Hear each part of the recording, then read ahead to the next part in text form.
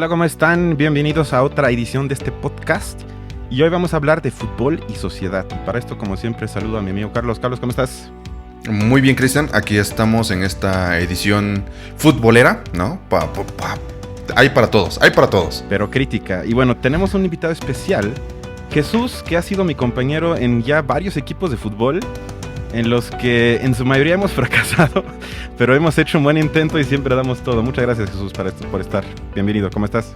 No, muy contento de estar aquí con ustedes, con Carlos, contigo, Cristian. Pues sí, hemos estado en varios equipos de fútbol, divirtiéndonos, que al inicio era lo importante, luego con algunas frustraciones por no poder conseguir un poco más de lo que queríamos, pero estamos aquí muy contentos para platicar con ustedes. Perfecto. Y bueno, el tema, como ya dije, es fútbol y sociedad.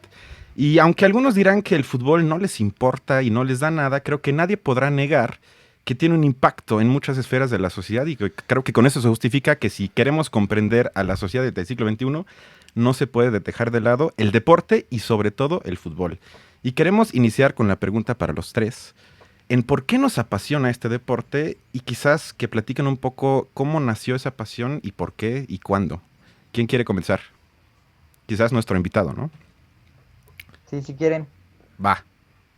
Pues mi gusto por el fútbol, pues comienza desde pequeño, obviamente. Yo crecí en una familia donde el seno familiar no era un apasionado por el fútbol. Mis papás no eran grandes consumidores del fútbol. Sí les gusta, pero no es el típico padre que te inculca un equipo de fútbol como es en la mayoría de las familias mexicanas, que te ponen frente a la televisión a verlo, que te dicen a qué equipo ir.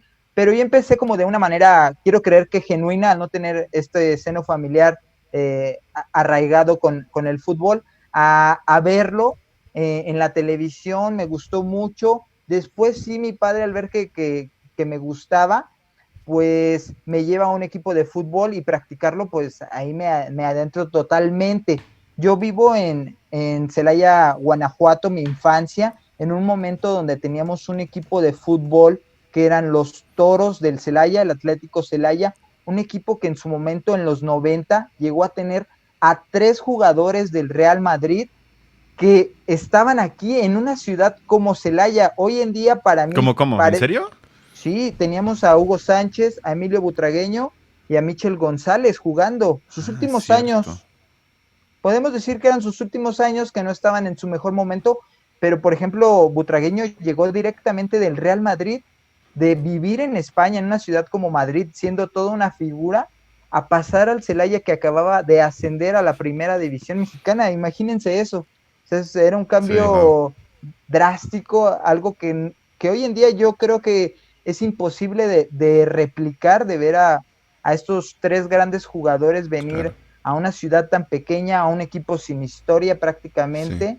Y entonces la ciudad sí se adentró más en el fútbol, empezó a tener mucha pasión. Entonces viví en esta atmósfera y fue muy importante para mí. Y yo empecé a ser aficionado a los Toros del Celaya, obviamente, al ser pequeño, llegué a ir a algunas ocasiones al estadio, hasta que en el 2002 el equipo se cambia de una manera muy abrupta, se lo llevan a Morelos, un empresario que tenía unas aerolíneas mexicanas que tenían como 4 o 5 vuelos en todo el país, un movimiento muy, muy oscuro, muy turbio, como se acostumbra en el fútbol mexicano. Se convierten en los Colibríes de Cuernavaca, que no jugaban en Cuernavaca, tuvieron que ir a otra pequeña ciudad ahí en Morelos, porque el estadio no cumplía con las condiciones. Y prácticamente yo en mi infancia, a los 10 años, me quedo huérfano de equipo, porque mudan a los Toros del Celaya, se hacen los Colibríes y luego descienden en esa siguiente temporada y desaparecen. El dueño huye prácticamente de la ciudad cuando el equipo desciende, en uno de tantos pasajes oscuros que tiene el fútbol mexicano, y yo me quedo sin afición, hasta que después de 1 o 2 años dije, pues yo le tengo que ir a algún equipo. Y ahí es cuando dije, imaginen un niño de 10 años que no tiene equipo de fútbol, pero que le encanta. Suena traumático, la verdad. Entonces fue muy complicado para mí y ahí sí desconozco por qué elegí al Cruz Azul como mi siguiente equipo, una institución que al inicio me generó muchas alegrías por un fútbol alegre, espectacular, que en ese tiempo tenía con un jugador como César el Chelito Delgado, un argentino que la rompió en México, pero que después pues he tenido que vivir muchas amarguras con esta afición de por el Cruz Azul y esta ha sido mi historia a grandes rasgos acerca de mi afición por el fútbol. Y nada más Mm. una pregunta rápida. ¿Cómo explicarías brevemente qué es lo que te fascina tanto de, digamos, jugarlo? Porque entiendo lo de la afición, que quizás es un poco más estudiado y aceptado, pero a la hora de jugarlo, ¿qué es lo que te fascina tanto de ese deporte? No sé si es la libertad de poder moverme por todo el campo, de la sensación de tener el balón, de quizá también de ser parte de un equipo que es como empieza uno de niño, que te llevan con un grupo de personas que no conoces, que empiezas a hacer tus primeras amistades, empiezas a ver que es una gran manera de convivir con otras personas y esa es la sensación para mí más Mm. importante, ya que nunca fui el más destacado del mundo y lo otro quizás sería anotar un gol, que es una sensación yo creo que sublime donde a nivel deportivo te sientes realizado, es como un gran logro para uno como niño y es de lo que yo quisiera creer, que por eso me gusta practicarlo y quisiera también pensar que por lo que uno visualiza en la televisión de tener tanto contenido de fútbol, llega el momento que cuando uno lo juega, pues quiere sentirse como si fuera un futbolista. Eso Carlos, es te muy, toca. muy, muy, muy interesante, muy válido. No, hombre. Pues yo soy del sur, entonces, como que nuestro acercamiento, por ejemplo, con el deporte, más que nada, ¿no? Específicamente yo soy de Oaxaca, ¿no? Y pues tenemos ahí a los alebrijes que pues a veces van bien, ¿no? A veces como que nos hacen la finta de que suben, pero pues no suben. Y que ahí vamos a platicar un poco más adelante, quizás, como de la inyección de recursos que se necesita para poder estar, ¿no? En primera división. Bueno, mi acercamiento fue bastante interesante porque Oaxaca no se distingue por tener como equipos locales a nivel estado muy representativos, sino más bien lo que sucede es que existen muchos torneos en microrregiones, ¿no? Y mucho esto de la serranía y no se juega específicamente el fútbol, pero pues ese es mi primer acercamiento de tener los abuelos, los tíos, que se juega mucho básquetbol. Y existe algo que es la Merce en Oaxaca, ¿no? Que es jugar porque ponen un buen de dinero en las fiestas y pues ahí andan los equipos, ¿no? Con todo. Y pues mi acercamiento había sido así, ¿no? Pues tener papás, tíos, ¿no? Hermanos que jugaban al deporte.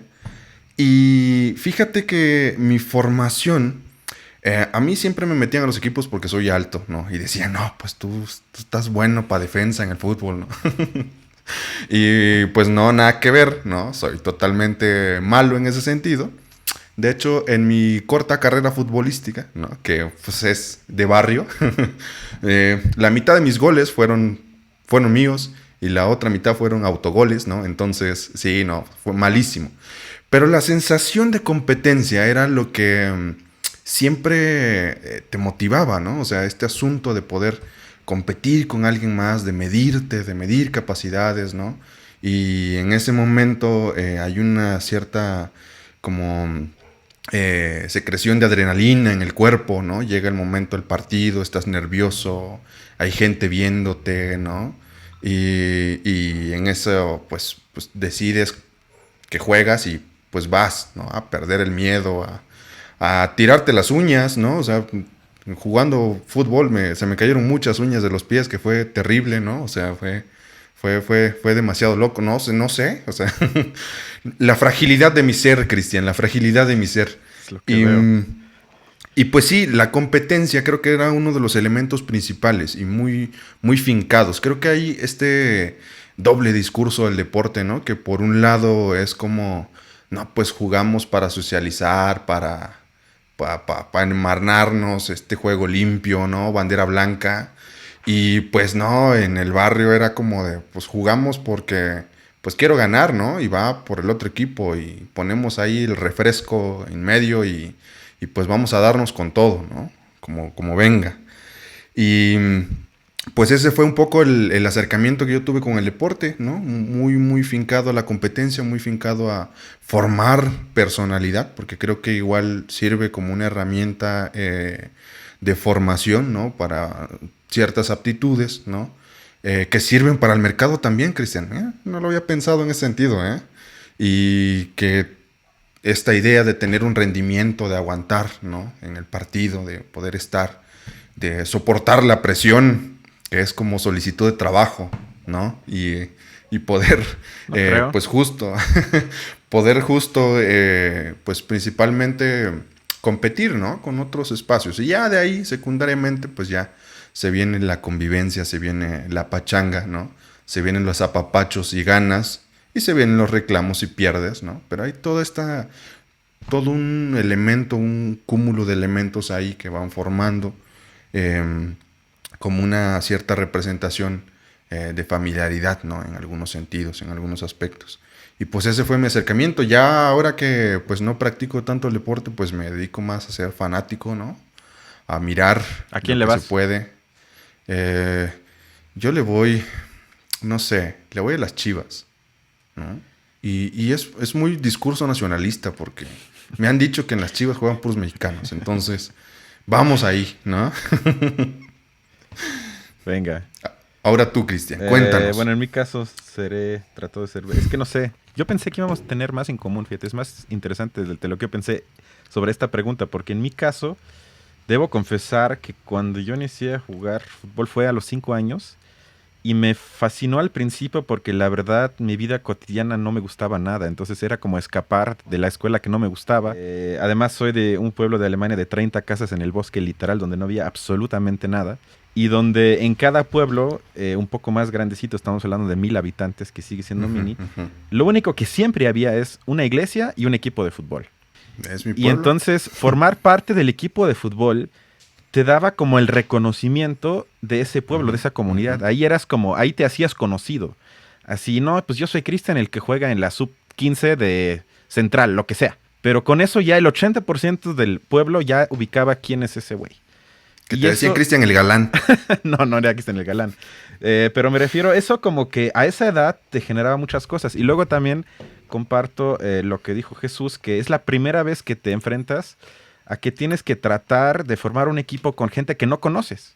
Y que además siempre había niños que se iban porque se cambiaban de ciudad, de país, lo que sea. Venían otros, a veces incluso de otras partes de Alemania, con otro acento, con otras formas de ser, a veces muy diversas, donde como a todos nos pasa que tienes en el equipo el egoísta, el que juega mal pero que es buena onda. O sea, siempre tienes como esa combinación muy diversa, pero tienes que crear como una convivencia necesariamente buena para que luego el equipo pueda funcionar. Y a esa edad es fascinante porque lo haces jugando al fútbol. No lo haces forzado como yo lo sentí a veces en la escuela, por ejemplo, donde es más mecánico, donde te obligan, donde haces este trabajo en grupo, ¿no? Porque así es, porque así tiene que ser. Y en el fútbol, pues compartías la meta de que quiero ganar. Puede que Jesús y Carlos me caigan mal, pero me tengo que arreglar como a un nivel mínimo para que seamos un equipo y ganemos. Y eso creo que incluso tiene lecciones sociales y políticas inconscientes, luego mucho más importantes. Y ya como último yo le voy al Bayern Múnich porque soy de ese estado. Pero también debo decir que igual tuvo que ver el carácter de evento que tenían los partidos, porque en Alemania los partidos eran y son nada más por tele de paga, y yo no tenía tele de paga en casa. Entonces la única forma, y no había todavía casi internet y era carísimo y muy lento, y como única opción entonces teníamos como un centro deportivo en el centro del pueblo, donde tenían una pantalla gigante y ellos pagaban la tele de paga. Y ahí entonces se juntaban, no sé, a veces hasta 100 personas para ver los partidos del Bayern Múnich. Y luego, como allá, por ejemplo, la Champions se juega en las noches, a las 8 o 9 de la noche, era padrísimo.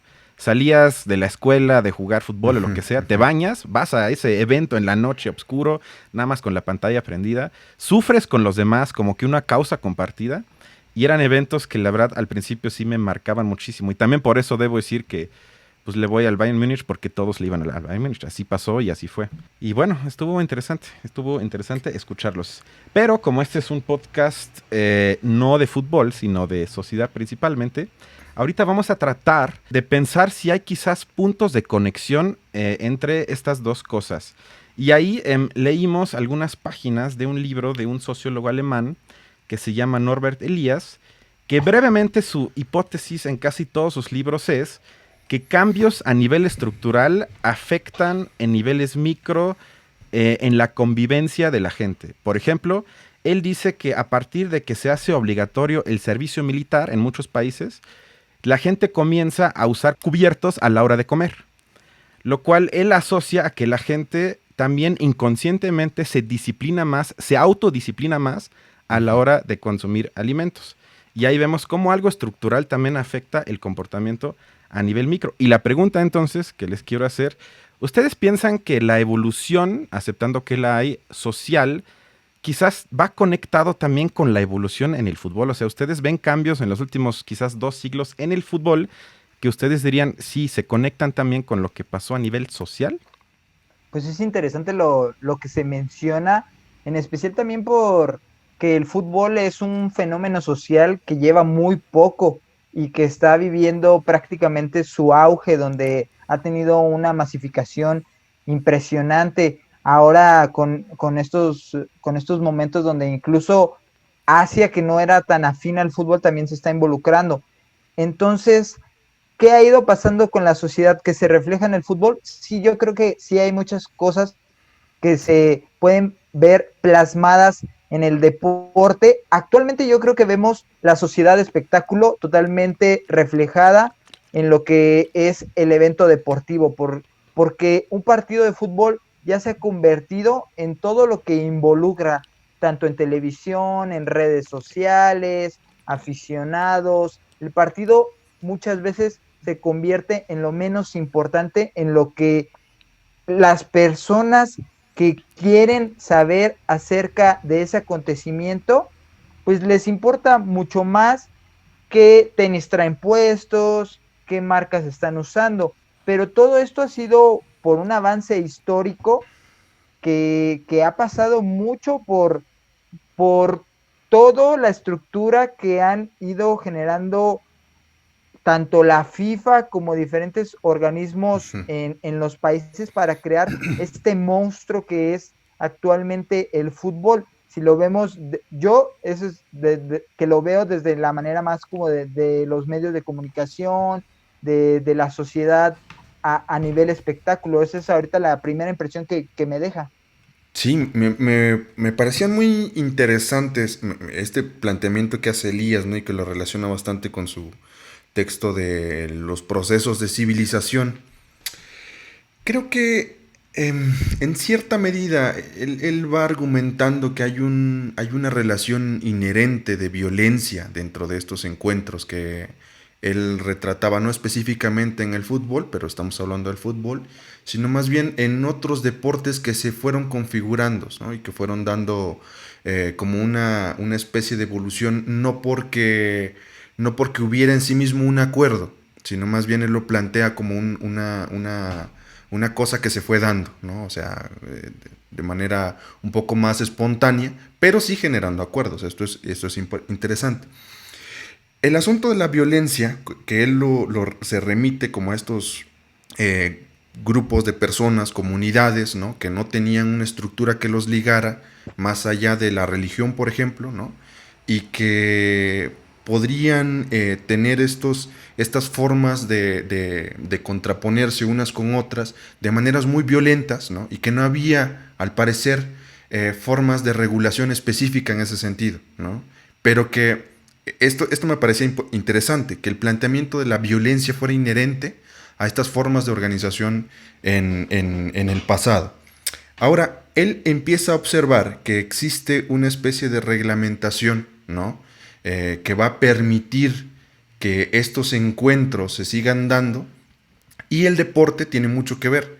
Lo que él enunciaría como un proceso de civilización en el deporte sería el acoplamiento de nuevas reglas, ¿no? Y nuevas normas que en ese momento estaban muy fincadas, como él lo menciona en sus textos, con la religión misma, en fiestas patronales, ¿no? Que tenían que ver como con un encuentro mayor, que pues ese era un momento en el cual podían disponer de fuerzas que en un sentido pudieran unificar, celebrar, pero en otro pudieran también como explayarse, como en estos términos de poder golpear a alguien que en los sistemas normales de vida no se puede hacer, pero como un asunto de excepción en el juego se podría, ¿no? Hay unos relatos muy interesantes de el alguacil que golpea a su contrincante en el partido y que infringe sus reglas de alguacil y de cuidador porque pues era el contrario, ¿no? Y había alguna forma de ir sanando como esta especie de rivalidades que existían, ¿no? Para poder ir generando como una forma de continuar con la vida social, ¿no? Y no relegarla en ese sentido. Yo creo que ahí, ¿no? El planteamiento para mí es interesante, pero ya no puede acoplarse a una forma o no puede dar cabida a las formas sociales en las que hoy nos encontramos, porque ciertamente el deporte es menos violento en algunos aspectos, ¿no? Pero se violenta de otras formas. Es decir, esto también lo menciona Elías. Las reglas permitían que las personas que jugaban los deportes, ¿no? Pudieran generar pudieran buscar ser creativos, ¿no? Y encontrar otras formas en las que poder hacer daño al contrincante, ¿no? Estas formas de tener un algo contra qué luchar, ¿no? Se ve muy reflejado hoy día en el deporte actual, o sea, eso sí existe, ¿no? Están los clubes pero eso ahí que siempre, se es pelean unos que con otros. para mí ahí está un poco el debate, porque yo no sé si comparto exactamente lo que dijiste, porque la pregunta es si aceptamos que el conflicto o la competencia entre tribus, comunidades, como le queramos llamar, es algo siempre presente en la historia humana. Entonces no podría ser que el planteamiento de Elías sí aplica porque el fútbol se podría interpretar como forma civilizada de competencia. O sea, porque sería justo eso, porque hay reglas. Puede ser a veces rudo, pero no hay ni matanza, ni el que pierde es sacrificado, ni nada, sino simplemente se ponen reglas que ambos aceptan y que luego hay uno que pierde y gana, pero aún así se generan incluso ligas, se genera reglamento superior. Hay un árbitro, Sí, o sea, sí, hay sí, sí. alguien que, digamos, aceptando las limitaciones humanas, toma decisiones que pueden determinar quién gana y quién pierde. Y para mí eso sí sería un indicio que sí hay una autorrestricción muy alta. Porque yo soy el ejemplo perfecto. Es decir, yo cuando juego fútbol, y Jesús lo sabe, yo me enojo mucho con los árbitros y me desespero muchísimo. Pero aún así, jamás puedo hacer nada, porque si ellos marcan mal o si yo me enojo y me expulsan, aún así lo termino aceptando. Y Exacto. todos lo terminan aceptando. O sea, yo Exacto. me autolimito muchísimo y tampoco nunca lo golpeo ni nada, sino yo me estoy autolimitando porque acepto esas reglas. Y eso creo que tomándolo como avance civilizatorio, sí podría ser algo grande. Porque además, que observando un partido de fútbol, vemos también dos conceptos históricamente siempre presentes, que es por un lado el conflicto entre los dos equipos y la cooperación dentro de cada equipo. Y ahí también sería la pregunta, bueno, ¿cuál es entonces más fuerte? Porque también se podría hacer entonces el argumento contrario, que los deportes en equipo y especialmente el fútbol ayudan a que la gente aprenda a cooperar. Porque como Jesús y yo dijimos, o sea, nosotros aprendimos a una edad muy pequeña a relacionarte con los demás, a tú aceptar tu rol en un equipo, a trabajar con los demás, a necesitar a los demás. Y para todo eso también puede servir un equipo de fútbol y para mí esto sería un gran avance civilizatorio. Pero fíjate qué analogía tan interesante acabas de plantear, porque si podemos establecerlo como un nivel social y que el fútbol sea un reflejo, ¿no? ¿Cómo podríamos extraer este asunto, ¿no? de poder pensar? Bueno, Elías también lo menciona, a ver, conforme el proceso de civilización se va enunciando y se van estableciendo como estas normas, reglas, ¿no? Se genera el Estado, que puede ser el árbitro, aquí, ¿no? Que va dictando normas, reglas, ¿no? Y que a final de cuentas las acatas, ¿no? Y en esta analogía de pensar el fútbol como un campo bien grande a nivel social, ¿no? Del Estado-Nación, estas violencias que se generan, ¿no? Encuentran formas creativas de poder justo hacerle la segunda a las reglas, al árbitro, ¿no? Y ahí está la mano de Dios, que ahorita ya con, con esta cosa de que piden los árbitros para revisar el VAR justo, ¿no? Ya se podría ver. Y que a nivel social podemos encontrar también, saliéndonos del fútbol y llevándolo un poco a la sociedad, estas formas que han encontrado para poder desviar, ¿no? Las reglas del Estado, las normas, ¿no? Y que se pueden traducir en ciertas violencias como esto que no se puede combatir con el narcotráfico, ¿no? Como el asunto de la corrupción que está ahí, que va buscando, que se van estableciendo nuevas normas, nuevas reglas, pero siempre encuentran una cabida, ¿no? No sé, esta analogía se me hacía bien interesante y pues sí, o sea, en ese sentido yo creería que pues efectivamente, ¿no? Se va acoplando y se va adecuando a los sistemas sociales actuales. No sé, Jesús, ¿quieres decir algo? Y recordar también que el fútbol en sus orígenes más rudimentarios nace con mucha violencia.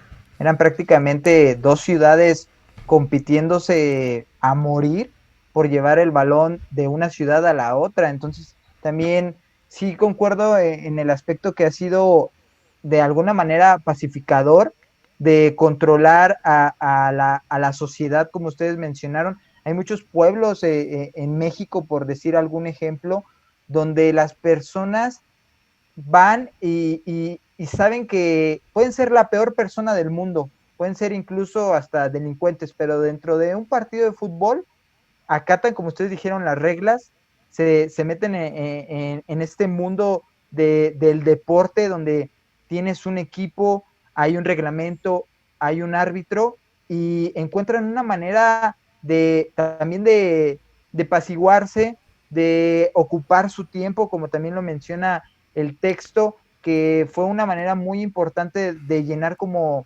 estos vacíos que iban a ir ocurriendo con la industrialización, de ocupar el tiempo, de ocupar incluso la mente. Entonces también encuentro esos aspectos importantes que ha cubierto el fútbol, por también decir otros deportes, en estas sociedades actuales. Sí, exacto. Y esto lleva al siguiente punto, un poco ya más futbolístico, es qué tanto quizás las formas de juego, porque eso para las personas que no están tan cercano al fútbol quizás no les diga mucho, pero el equipo de Holanda, sobre todo en los 70s, se puede decir, a menos que Jesús me corrija, revolucionó la forma de jugar al fútbol con el llamado fútbol total de posiciones. Y hay argumentos sociales que hacen una conexión entre la organización social de Holanda de ese entonces, que luego se ve reflejado, por lo menos en parte, en su forma de jugar. Y ahí se podría pensar, y ahí está la pregunta, si entonces la forma de jugar quizás más famosa, porque casi todo el mundo ha escuchado ese concepto, aunque al creador casi no le guste, es el famoso tiki-taka.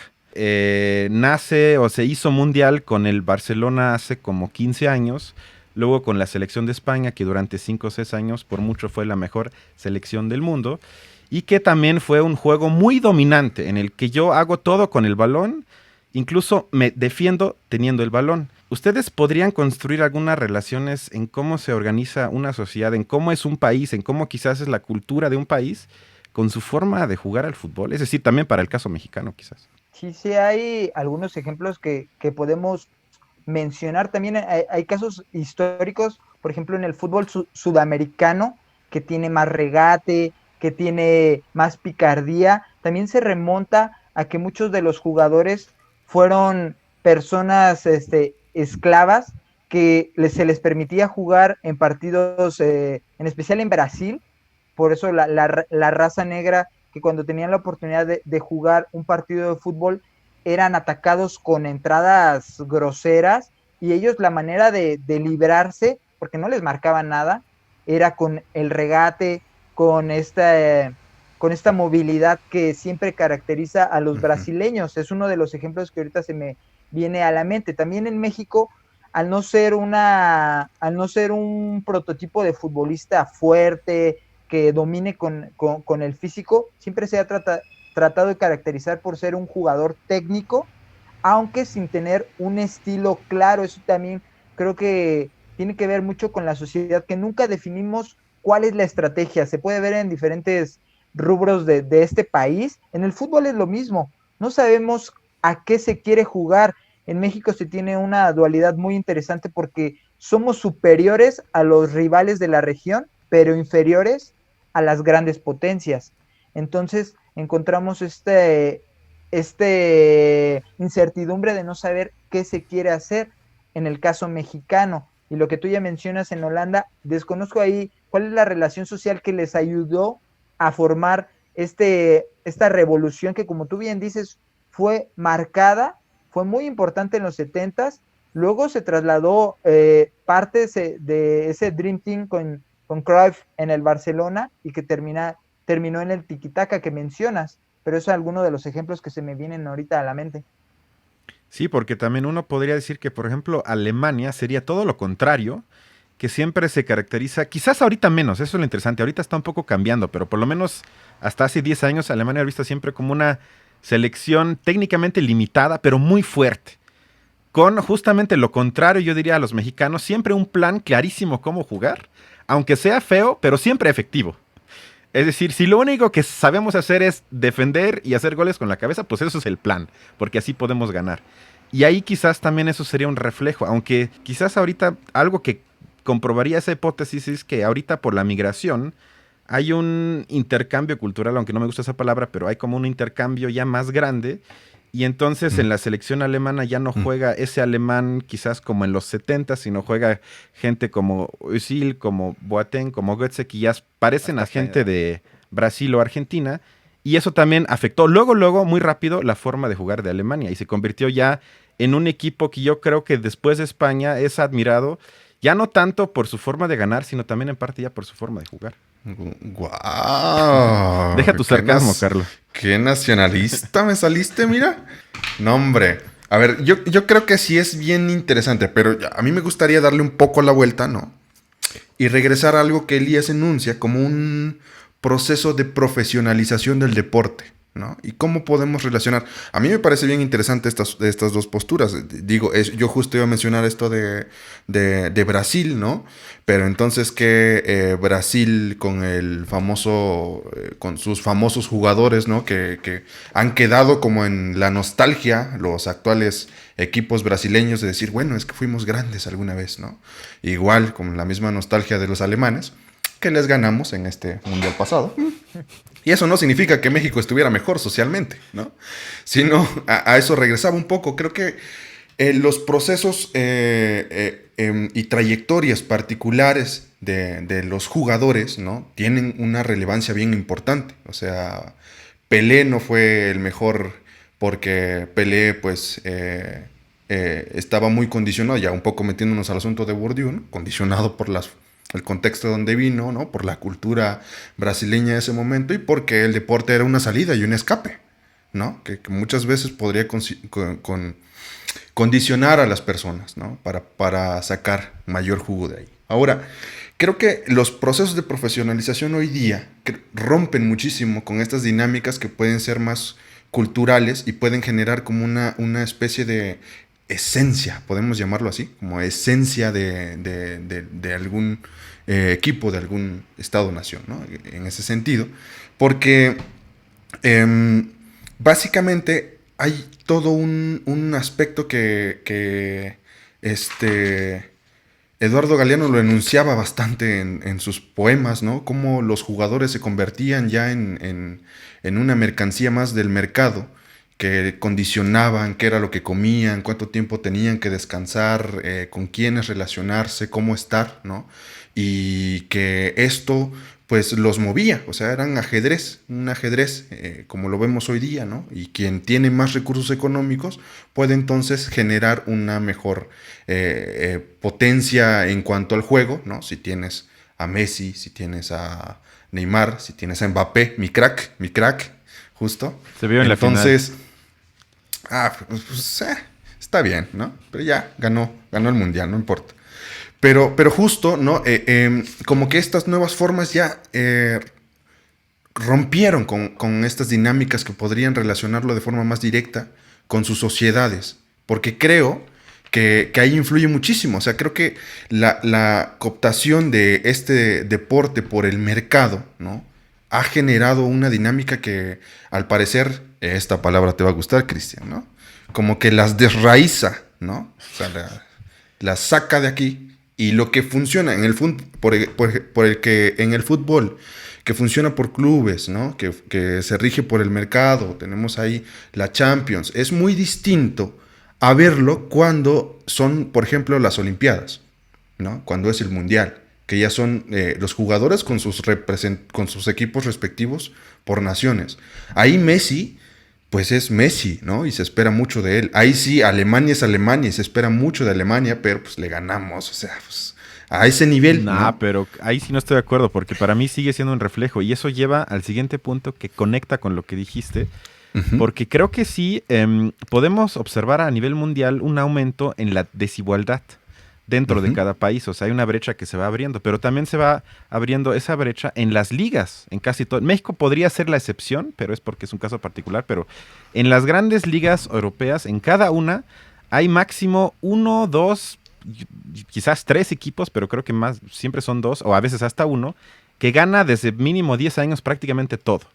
Y se espera ya nada más quizás a 2 partidos al año que se ponen más o menos cerrados. Y en los demás nada más la pregunta es, ¿ganan 5-0 o 7-0? Y ahí sí creo que se puede establecer la conexión. Y ahí también se ve Ujú. la diferencia entre países. Porque si nos vamos, por ejemplo, a la forma de capitalismo, en su caso específico, Inglaterra es un capitalismo mucho más salvaje, mucho más abierto, mucho más el capitalismo de Manchester que le llaman, sin seguridad, abierto, salvaje, global y todo. Y es la liga que por mucho maneja más dinero. Ahí juegan los jugadores que ganan más.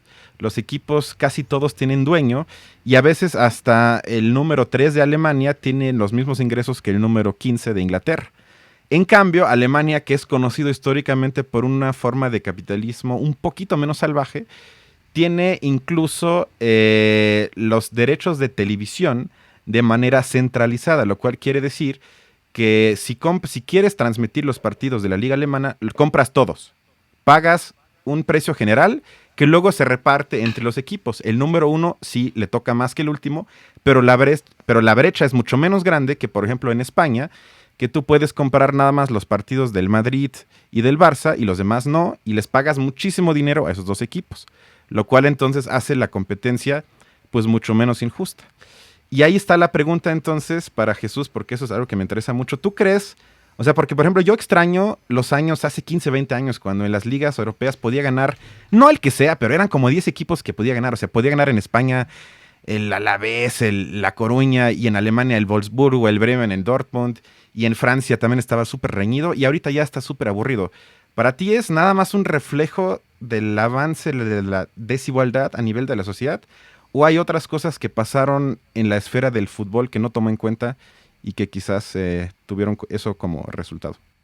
Sí, yo también coincido que el modelo rapaz que tiene actualmente la economía también se traslada al fútbol y estamos viendo este desgaste de las ligas locales que tú mencionaste. Hay un desinterés por completo de los espectadores por saber qué va a pasar en su liga doméstica, porque ya sabemos quién va a ser el campeón y por eso tanto interés actualmente en la Champions League, donde las grandes potencias se pueden enfrentar entre ellas e incluso han tenido la idea, se ha mencionado la teoría de que estos grandes equipos de Europa quisieran ya no jugar en sus ligas locales y poder participar solo entre ellos en un estilo de competencia similar a la Champions League, pero que cumpla o que sustituya a las ligas locales. Pero yo creo que el fútbol solo ha sido parte de lo que se vive como sociedad, de estos modelos actuales, donde, como tú lo mencionaste, hay diferentes matices dependiendo el país. Lo que tiene Inglaterra es diferente y yo creo que en cierta medida ahí vemos a muchos equipos que pueden contender por el título, pero que también siguen siendo una brecha abismal comparado con el resto de Europa y hace que muchos jugadores tengan que irse a Inglaterra porque ahí es donde pagan mucho más y entonces empieza ese desequilibrio. En Alemania el modelo de repartir los sistemas de televisión me parece que es lo ideal y que deben mantener y replicarse en otras ligas, caso que aquí, por ejemplo, en México no pasa y sucede lo mismo, cada equipo vende sus derechos de televisión por separado y generan estas diferencias que cada vez ya lo estamos viendo mucho en la Liga MX, ya hay equipos que son muy dominantes y que ya va a ser muy difícil ver a un equipo humildes terminar siendo campeón.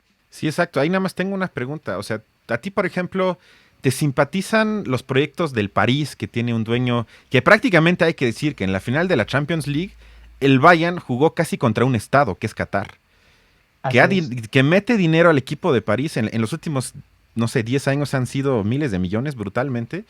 O que el Inter, que según yo tiene un dueño chino que también está metiendo muchísimo dinero. El United, que creo que también tiene un dueño asiático, algo así. Y a muchos otros equipos.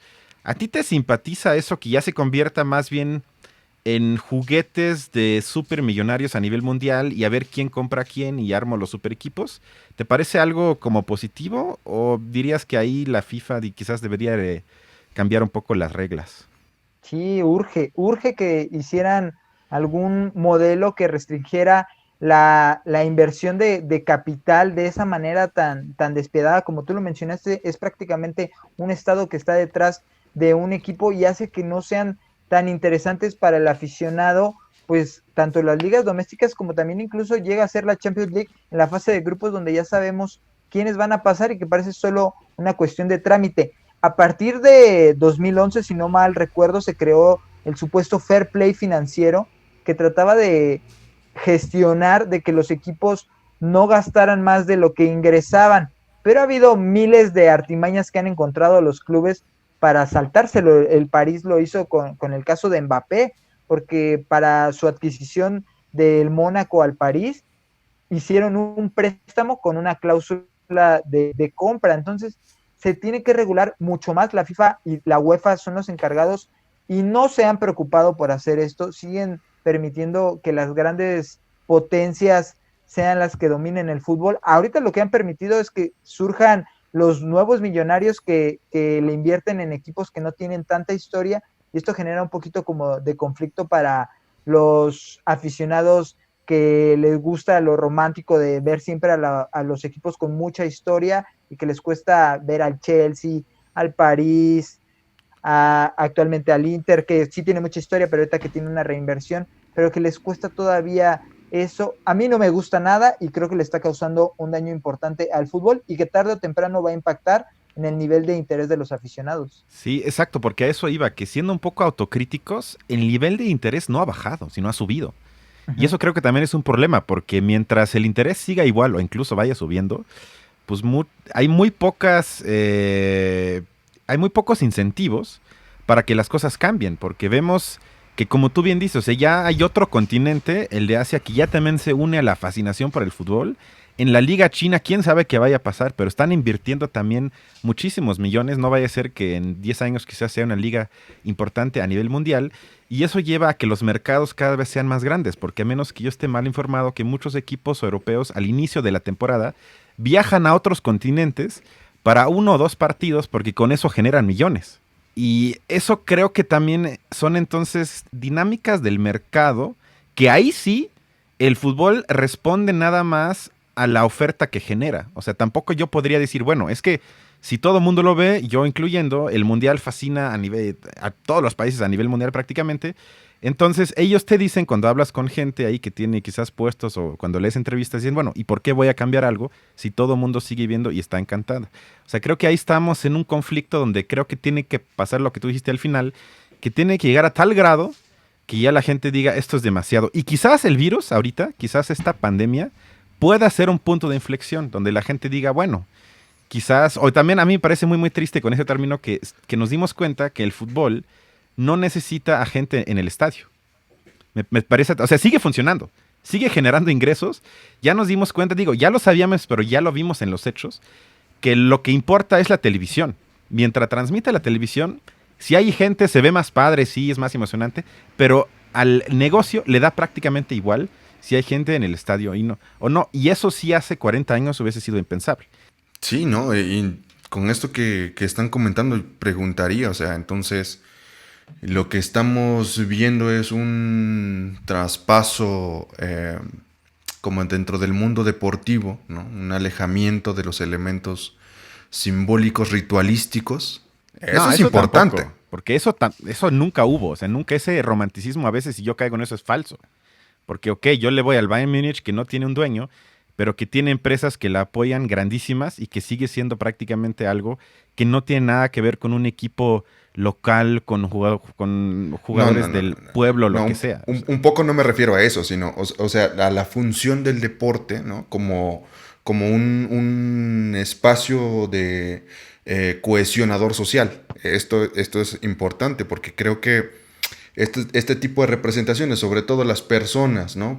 Por ejemplo, que hoy en día no pueden gozar de ver en una pantalla de 60 pulgadas con unas super bocinas el fútbol en alta definición, ¿no?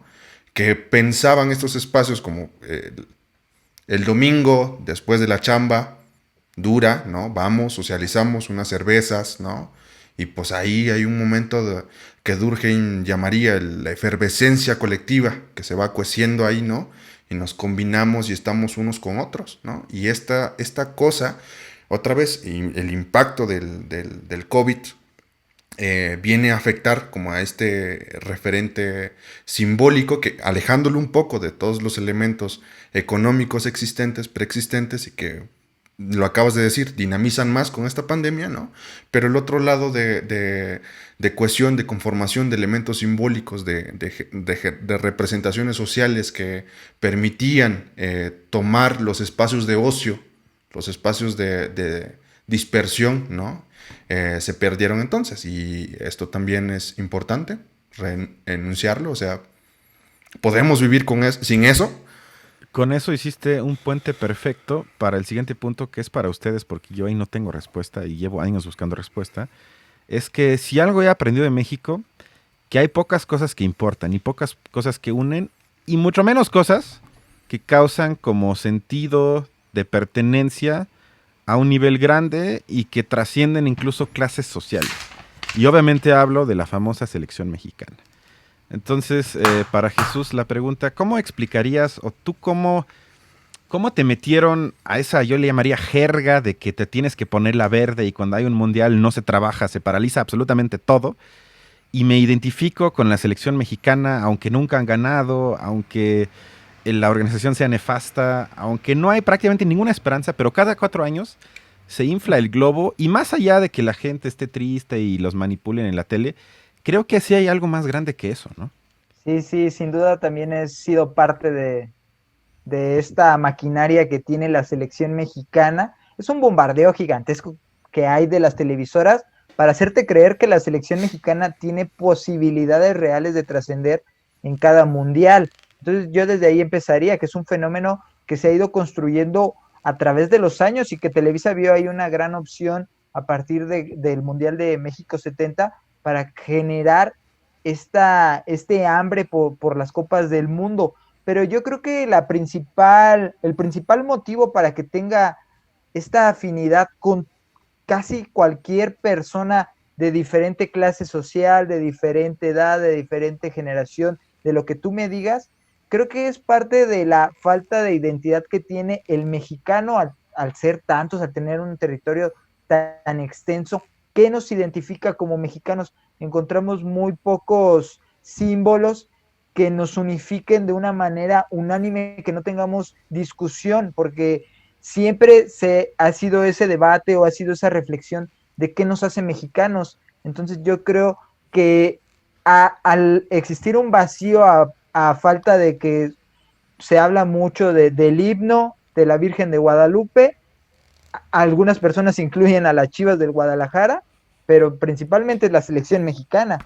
Entonces, yo creo que ese es el principal motivo que tiene el aficionado al fútbol y que atrae a tantas personas durante un mundial o durante un torneo internacional, porque ahí incluye a gente que no le gusta el fútbol, que incluso es detractora del fútbol y que cuando llega el mundial, todos están ahí bajo la misma bandera.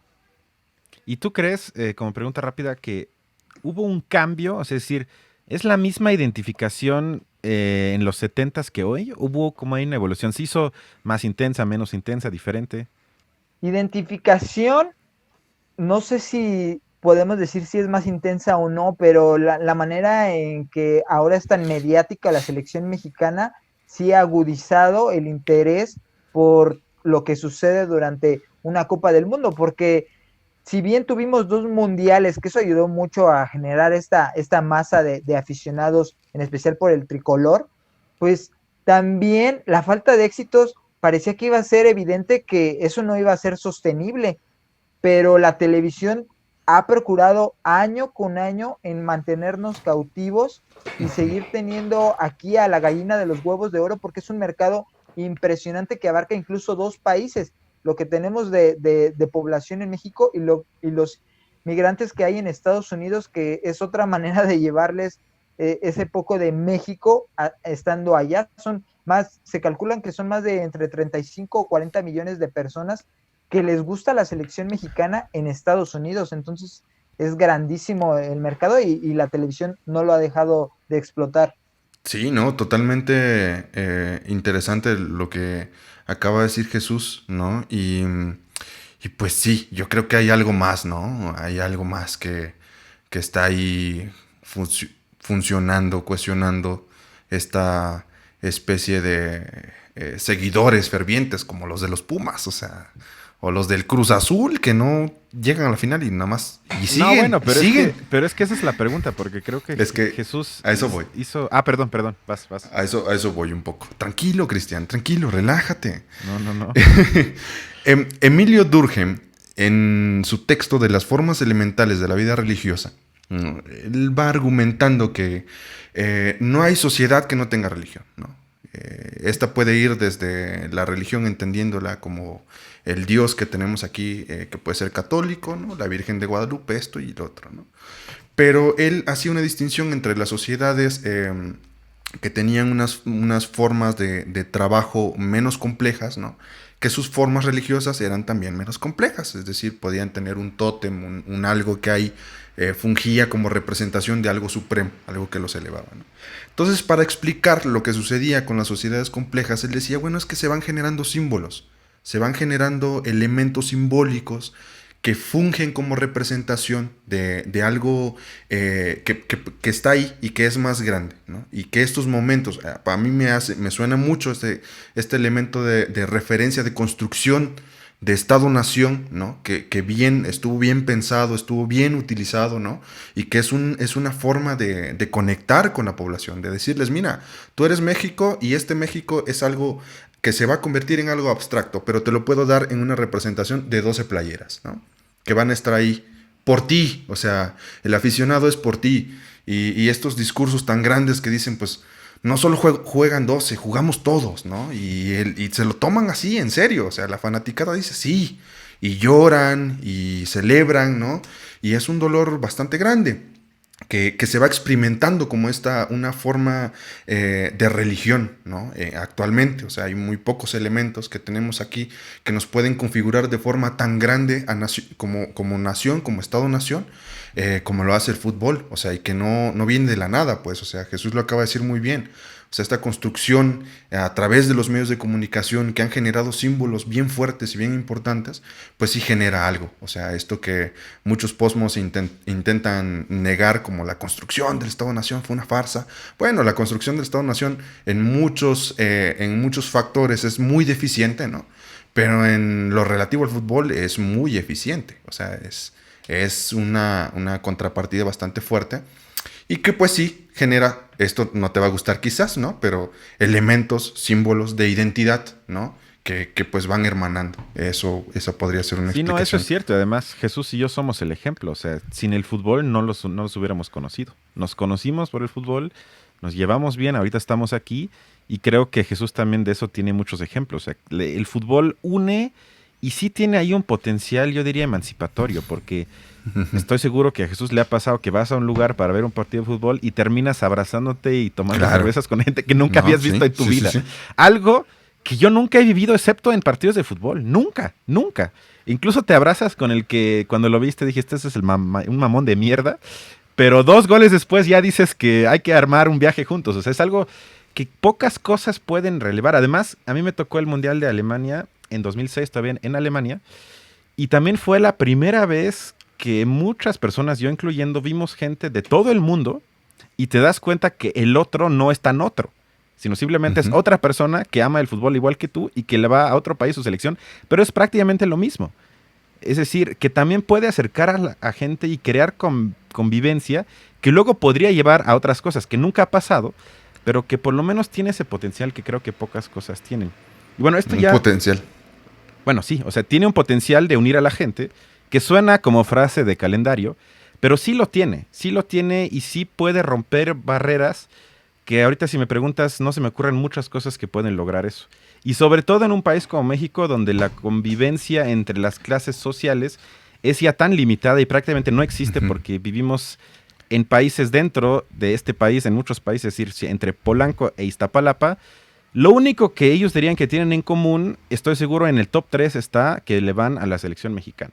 Y eso potencialmente puede llevar a otras cosas, pero bueno, eso quizás es muy tópico. Y esto lleva a que yo me hice unas breves reflexiones sobre fútbol y filosofía, porque yo me pregunté, bueno, ¿y por qué nos gusta tanto y cómo podría explicar esto en algunos puntos muy, muy breves? Porque algo que yo odio, por ejemplo, del fútbol americano es lo mecánico y es lo poco fluido. Y algo que amo del fútbol, y es paradójico, es que el fútbol prácticamente se podría caracterizar como un fracaso constante. Porque el 95%, si no es que el 99% de las jugadas terminan fracasando. Y el 1% de jugadas que no terminan fracasando, esos son los pocos goles que vemos. Y a veces ni siquiera eso, a veces no hay ni un gol y quedan 0-0. Pero esto lleva, creo que a nivel inconsciente eso nos gusta porque al fin de cuentas en la vida estamos destinados a fracasar en algún momento y el fracaso final es la muerte. Y aún así, si asumimos que el fracaso final es la muerte, en nuestras vidas todo mundo tenemos que experimentar, a veces más, a veces menos, muchos tipos de fracaso. Y eso creo que inconscientemente nos conecta un poco con ese juego. Además también, y eso tiene que ver con que se juega con los pies, que también es fascinante porque el control que tenemos con los pies es mucho menos que con las manos. Y eso lleva a que el fútbol sea cero predecible y haga, por ejemplo, más difícil el dopaje, porque tenemos tantos, yo soy amante del ciclismo y muchos otros deportes, pero donde ya está tan arraigado ese tipo de prácticas, donde prácticamente gana el que tiene el mejor médico que le da los mejores medicamentos. Pero en el fútbol sí puedes agarrar un poco más de fuerza, lo que sea, pero el talento, el ser espontáneo en la cancha, para eso hasta ahorita no han inventado nada. Y eso lleva entonces a una, yo le llamé asimetría genial, en que nos gusta que sea impredecible porque se juega con los pies. Y eso estéticamente también es un poco un libre juego de imaginación, porque como dije, en el fútbol americano son jugadas muy muy cortas que puedes planear hasta el último paso del corredor que dices va para allá y lo que sea. Y se interrumpe constantemente, en el fútbol no. Entonces hay poco espacio para racionalidad y calculación. Y eso como último me llevó porque también me hice la pregunta, bueno, ¿y por qué será que en el país que más entraría en lo que yo comparto con lo que dijo Jesús, en la sociedad del espectáculo, que son los Estados Unidos, el fútbol sí comienza a pegar más, pero históricamente no tiene presencia casi? Y eso creo que tiene un poco que ver que esa como apertura a experimentar contingencia, es decir, la incertidumbre, culturalmente en los Estados Unidos no es bien visto. Por eso les gustan más los juegos donde el fracaso casi no está presente. Porque, por ejemplo, en el básquet, en el americano, la mayoría de las jugadas no son fracasos y además están calculadas siempre exactamente y con mucha racionalidad, algo que en el fútbol casi no está presente. Y por eso yo creo que pega más en sociedades como Europa, como África y ahorita como Asia, que en una sociedad pues que es el reinato del capitalismo y donde si algo es impredecible es mal visto por los mercados. Y bueno, estos fueron mis breves pensamientos filosóficos. Pero con esto nada más una última pregunta para ustedes. Sobre todo para Jesús, ¿qué piensas tú? ¿Cómo impactará esta crisis del coronavirus, esta pandemia? ¿Crees que tendrá un impacto en el fútbol en el sentido que marcará un parteaguas, que habrá un antes y después? ¿O que simplemente se van a esperar a que hasta que esto ojalá un día mejore, otra vez va la gente al estadio y sigue todo como antes? Yo creo que faltará un poco de tiempo para ver el verdadero impacto, pero me encantaría creer que la proyección es hacia un cambio positivo, hacia desinflar todos estos altos precios de los jugadores, como lo mencionaste, saber que el aficionado del estadio se le tiene que volver a dar una importancia, porque actualmente todo está centrado en el de la televisión, volver a hacer clubes, porque esta palabra se dice mucho, pero la mayoría son equipos dominados con una persona, un empresario que que es parte del control completo del equipo y ya no hay socios, ya no hay una cooperación, ya no eres parte del club, son muy pocos los equipos que actualmente mantienen ese modelo y me gustaría pensar que se puede volver a recuperar este sistema donde todos participen, donde todos se involucren ante la falta actual de recursos que hay patrocinadores y de los grandes empresarios que son los que mueven hoy por hoy el fútbol, y creo que hacia allá debe de ir, y como lo mencioné también anteriormente, frenar esas ideas de las grandes potencias de aislarse por completo, de ya no medirse con los equipos humildes semana a semana y pensar ya solo en que un partido del Barcelona contra el Manchester United puede valer más que toda una temporada en la Liga Española, y volver a recuperar estas ligas domésticas al no tener la facilidad de viajar hoy tan fácil como lo eran en esos años. Creo que por el momento va a ayudar a estabilizar un poco esos cambios tan radicales que iban a llevar al fútbol a un desinterés por completo, no por completo porque ya era un fenómeno gigantesco, pero que sí iban a desacelerar su crecimiento y que pueden ayudar a revitalizarlo y dar otra vez esa esencia que lo hizo tan exitoso. No, que acabas de darle al clavo, o sea, creo que es bien interesante este asunto del fútbol, pero no solo como el fútbol, o sea, creo que hay una mafia bien grande dentro del deporte que no permite que coopta como estos procesos que podrían ser mucho más integrales y pensados en la formación humana, o sea, básicamente, ¿no? Que podría dar mejores frutos en ese sentido. Y pues nada, ya creo que vamos a cerrar, ¿no? ¿Esto es correcto? Sí, yo nada más quería decir que yo creo que va a ser inevitable que esta crisis aumente más la brecha y lleve a algo que lo que dijo Jesús, que va a haber superligas continentales. Sí. Lo veo prácticamente inevitable porque la única forma de evitar eso sería que haya un cambio de sistema económico que evite que haya tanto dinero en tan pocas manos y que la gente pueda invertir, y como no veo eso cerca, entonces la gente se va a aburrir de que vea un Madrid contra Deportivo Alavés que ganen 5-6-0 y van a pedir cada semana partidos de Champions League. Y creo que ahorita el formato que vimos sí fue un éxito porque las cuotas de televisión a nivel mundial fueron muy altas. Es decir, ellos mismos se sorprendieron que tanta gente, yo incluido, como que quedó fascinado por el formato casi tipo mundial, con partido único. Y eso, si nos imaginamos con aficionados cada 2 semanas, partidos entre 2 grandes equipos, creo que podrían alcanzar una audiencia a nivel mundial que no se han imaginado. Sería un negocio muy grande y no creo que tengan piedad con los equipos pequeños, lo cual obviamente es una lástima. Pero bueno, Jesús, muchísimas gracias por tu tiempo. Estuvo muy interesante y espero que nos veamos pronto. Sí, ojalá que sea muy pronto, y muchas gracias a ustedes por permitirme estar aquí, platicar del fútbol que tanto me gusta. A veces son más deseos que una proyección realista, pero son muy buenas las reflexiones que dejamos ahorita en esta conversación. Perfecto. Y nada, yo para despedirme ya nada más, desde un formato literario, Eduardo Galeano en Cuentos de Fútbol dice: los nadie, los condenados a ser siempre nadies, pueden sentirse alguienes por un rato, por dura y gracia de esos pases devueltos al toque, esos gambetes que obligan, que dibujan setas en el césped, esos golazos de taquito y de chilena, ¿no? Ahí está, hermanando el fútbol en cierto sentido. Perfecto. Pues cuídense, venga. Y hasta la siguiente. Bye. Bye.